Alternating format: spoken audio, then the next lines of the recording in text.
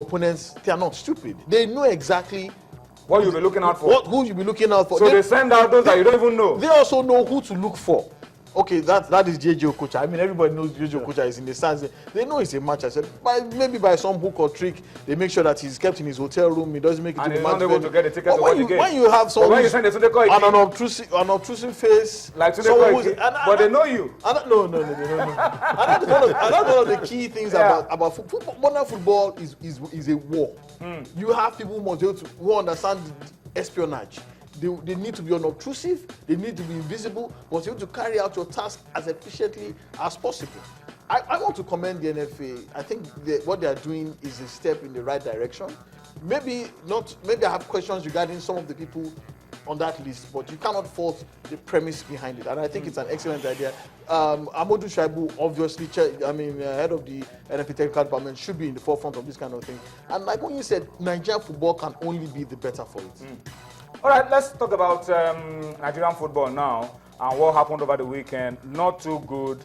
The weekend was exciting for our clubs. We had 4 over 4, 100% record, all our clubs going through in their different CAF organized competition. We'll talk about that one later on, where Tobi Adepoju comes to join us on set.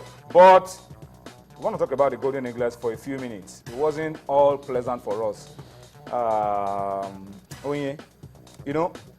We can't win all our games.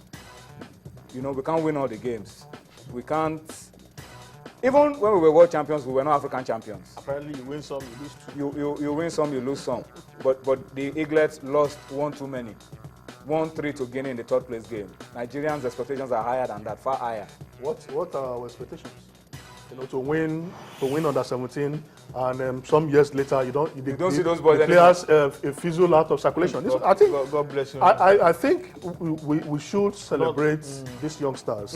Kelechi Nwakali, I learned, scored one of the most spectacular goals of this tournament.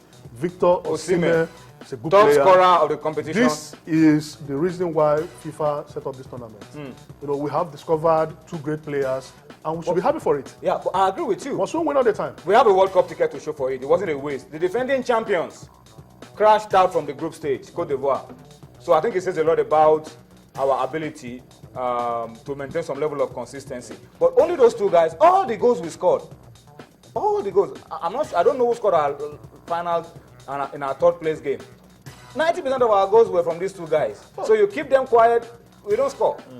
I think these are things that Amunike will look at before the World Cup in Chile. Most definitely. And for a lot of people, the worrying part is that this is a Guinean team that you fought to a stalemate in the first game. From the reports that we got, Nigeria actually played very well in that first game.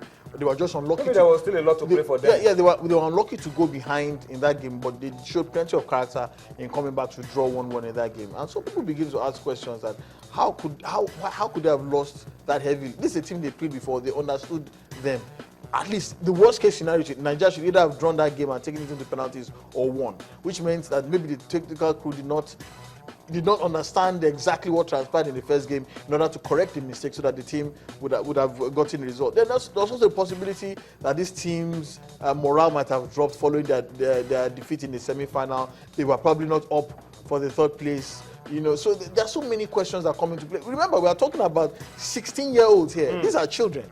So they have not exactly gained the kind of the kind of force of character, the kind of determination, grit that you would expect from adults who are 35 years or more. So you can excuse this kind of thing. The way we're going to press the panic button. No, because a lot of Nigerians are saying, look, change Amunike, change everybody. Absolutely not. What is the wise thing to do? I think Coach Amunike has done a sterling job so far. I cannot fault anything that he has done. He has built a team from scratch. They qualified for the World Cup, which was the main reason why Nigeria went to this tournament in the first place. Winning it was secondary. For those who do not remember, we won this competition many times. We've also won the World Cup many times. But it helps us to understand that when our teams get onto the global stage, we can begin to track the process and the progress of these teams. We've seen so many of our players who lost at under 17 level disappear into oblivion. But when they get to the world stage, there's still plenty of attention on them. We can still track them. Then, of course, it doesn't change the fact that Emmanuel Amunike is still one of the best qualified coaches that Nigeria has. How many Nigerians can honestly say they have a UEFA Pro license? Oh yeah, between now and Chile, what would you advise Nigerian Football Federation to do? What would you advise Emmanuel Amunike to do? between now and the World Cup in Chile?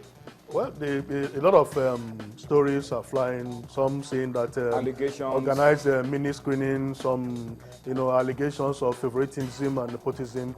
I think they should just allow this team to be. They can help Amoneke, by giving him technical backup. That's why we've been saying build a strong technical department. They can look at. I just hope that they have all the tapes of these games. Look at it and see where the mistakes were. These are youngsters.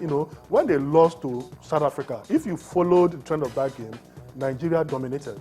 Even the South African coach said they played a tactical game. They knew that the attacking force would come out, but they played a tactical game. So it's not all a bad story. We should not crucify the team. Allow this man look at where they made mistakes and correct it and move on. If you are organizing a mini whatever crusade and all this, what will it lead to again? I said it here when I think about 2-3 weeks of this tournament, we are still organizing the camps. Allow the team to concentrate. They can, rise above their mistakes and still win the World Cup. But most importantly, if we can get about 2 or 3 players from this squad going to the Flying Eagles under 20, then the motive for this tournament would have been achieved. Absolutely. All right, I think that's enough. Enough word for the Nigerian Football Federation and for all those clamoring for wholesale changes, complete overhaul of this team. That doesn't probably appeal to my panelists. They feel let's continue to work on this team, improve them, not throw out the baby with the bathwater. All right, let's talk very quickly. Super Sound Eagles, the Powerhouse tournament in South Africa, in Durban, is taking place. And for me, fantastic for our Super Sound Eagles, because if there was no tournament like this, preparation for the World Cup would probably be a few days to the World Cup. Right. Now they will go here, get knocked into shape, and help them prepare for the for the World Cup qualifiers. It doesn't get any better than when a team actually has competitive matches for them to test their mettle, test their tactics, the fitness and readiness of their players. You can only get better in a competitive situation. Training is one thing, but playing competitive matches that has an edge.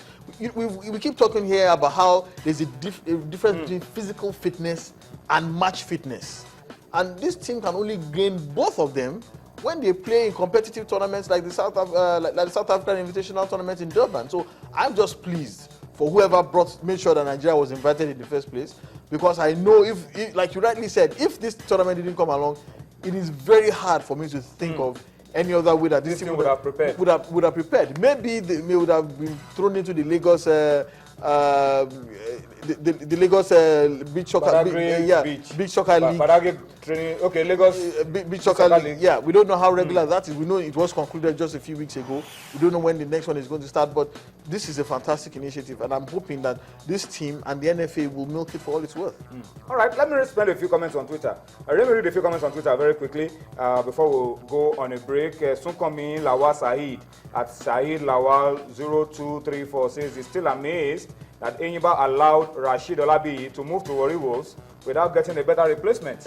Toby will come to tell us about Enyimba. Toby knows Enyimba like the back of his hands. He will tell us whether there's an adequate replacement for Rashid Olabiyi or not. But Rashid Olabiyi, fantastic player for Enyimba, faithful Enyimba player. Energetic, powerful. Fantastic midfielder. Yeah. He's gone, but I like the way he's moved on. No acrimony, no bitterness. He's gone on to some other clubs. And somebody said he's gone to Warri Wolves. Others are saying he's going to 3SC. Yeah. We'll find out exactly where he's headed as we go on. Olawale the Divine at Wale Quadri says it's time to move on.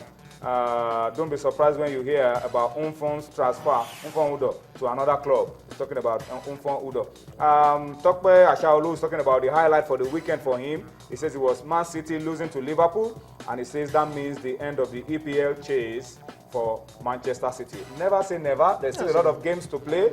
Anything can happen.